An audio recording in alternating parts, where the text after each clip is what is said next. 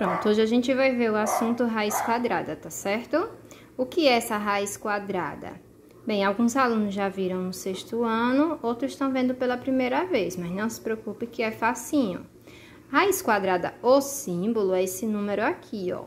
Parece uma casinha, parece um N esticado. Dentro dele fica o número que a gente quer calcular a raiz quadrada, tá? Então, por que eu coloquei aqui uma potência? Porque toda operação tem uma operação inversa. Uma operação que, se eu for dar conta da resposta para o início, eu tenho a outra operação.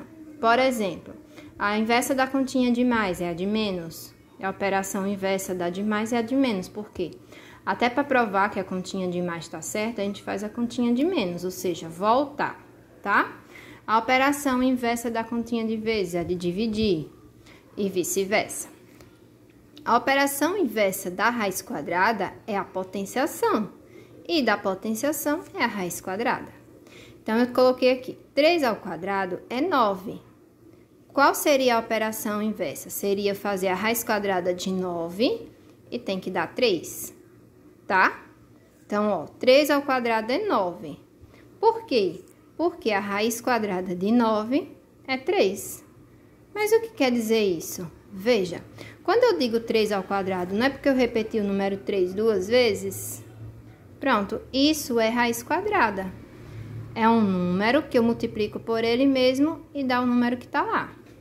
Raiz quadrada de 9 é 3. Por quê? Porque 3 vezes 3 é 9, certo? Raiz quadrada de 4 é 2, porque 2 vezes 2 dá 4. Ou seja, eu tenho que multiplicar pelo mesmo número, tá? Então, temos os seguintes exemplos. A raiz quadrada de 0 é 0, porque 0 vezes 0 é 0. A raiz quadrada de 1 é 1, porque 1 vezes 1 é 1. A raiz quadrada de 100 é 10, porque 10 vezes 10 é 100. Vai precisar colocar essa explicação nas respostas das atividades? Não, apenas raiz quadrada de 0 é 0. Raiz quadrada de 1 é 1. Raiz quadrada de 100 é 10. Raiz quadrada de 9 é 3. Raiz quadrada de 4 é 2, tá?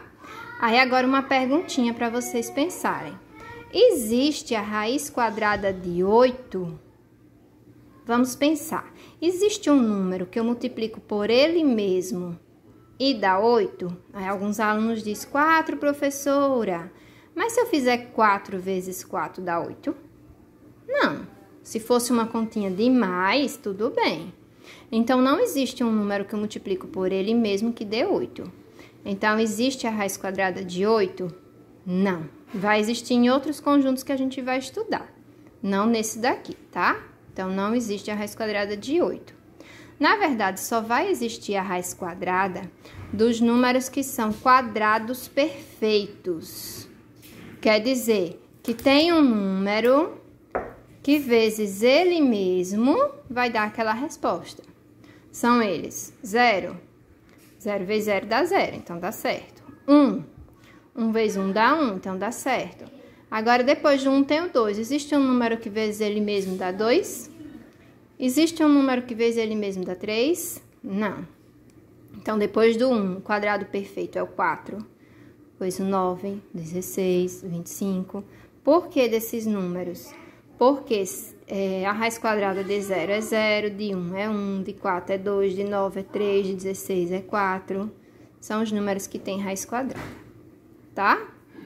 Aí, eu tenho aqui uma observação, que inclusive é uma questão da atividade.